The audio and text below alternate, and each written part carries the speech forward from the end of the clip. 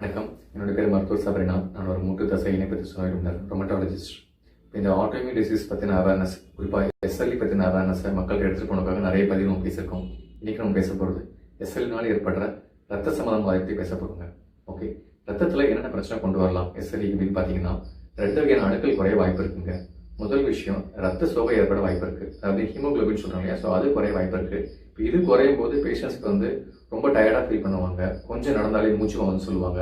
சில பேருக்கு பார்த்தீங்கன்னா முகமே கொஞ்சம் வெளுத்து போன மாதிரி இருக்கும். இன்னும் சில பேருக்கு கொஞ்சம் முகம் வீங்கிறது, இல்லை கால் வீங்கிறது, இது போன்ற பிரச்சனைகள் வரலாங்க. 2வது அணுக்கள் அப்படின்னு பார்த்தீங்கன்னா தட்டை அணுக்கள். இந்த டெங்கு ஜுரத்துலாம் கூட பிளேட்லெட்ஸ்னு சொல்கிறோம் இல்லையா, ஸோ அந்த அணுக்கள் அது குறைய வாய்ப்பு இருக்குது எஸ்எல்இல. இப்போ இது குறையும் போது பார்த்தீங்கன்னா சில பேருக்கு மூக்கில் ரத்தம் வரலாம். சில பேருக்கு பல் தேய்க்கும் போதே கொஞ்சம் தைச்சாலே ஈரில் ரத்தம் வந்துட்டு சார்பாங்க. சில பேர் கை எங்கே அடிப்பட்டா கூட கையில் அந்த இடத்துல வீங்கிடுது அப்படின்னு சொல்லுவாங்க.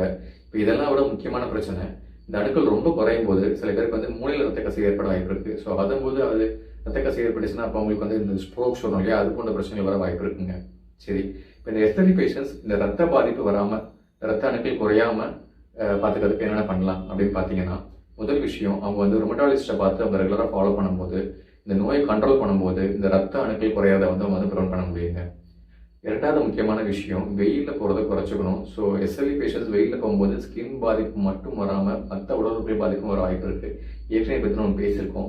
ஸோ இது வெயிலில் போகிறத அவாய்ட் பண்ணும்போது இந்த அணுக்கள் குறையாத நம்ம கொஞ்சம் கண்ட்ரோல் பண்ண முடியுங்க. 3வது முக்கியமான விஷயம், இன்ஃபெக்ஷன்ஸை அவாய்ட் பண்ணுறது.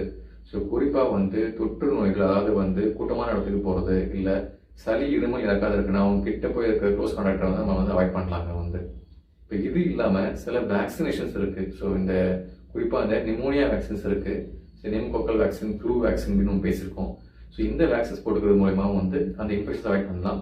இந்த இன்ஃபெக்ஷன்ஸ் அவாய்ட் பண்ணும்போது அவங்களுக்கு இந்த அணுக்கள் குறையிறதும் நம்ம கொஞ்சம் கண்ட்ரோல் பண்ண முடியும். இப்போ இது இல்லாமல் இன்னொரு முக்கியமான விஷயம், இந்த எஸ்எல்இ பேஷண்ட்ஸ் ஒருவேளை அவங்களுக்கு கூடவே அயன் சத்து குறைபாடோ இல்லை விட்டமின் B2 சத்து குறைபாடோ இருந்தால் அதை அவங்க சரி செய்கிறது மூலமாக இந்த அணுக்கள் மேலும் குறையாமல் பார்த்துக்கலாம். இப்போ இதெல்லாம் விட ரொம்ப முக்கியமான விஷயம் என்னன்னா, இந்த ரத்த அணுக்கள் பொறுத்த வரைக்கும் இந்த பிளட் கவுண்ட்ஸ்னு சொல்லுவோம். இதை ரொமட்டாலஜிஸ்ட்டை ஃபாலோ பண்ணும்போது 3லேருந்து 6 மாதத்துக்கு ஒரு வாட்டி ஒரு ரொமட்டாலஜிஸ்ட் அவங்க செக் பண்ணிட்டு உங்களை ஃபாலோ பண்ண சொல்லுவாங்க.